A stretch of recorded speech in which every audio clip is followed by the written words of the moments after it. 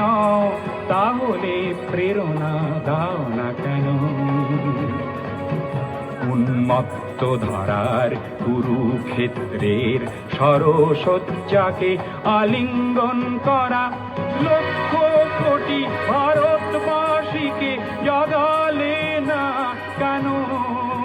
বিস্তীর্ণ পারের অসংখ্য মানুষের হাহাকার শুনেও নিঃশব্দে নীরবে ও গঙ্গা তুমি, ও গঙ্গা বইছ কেন?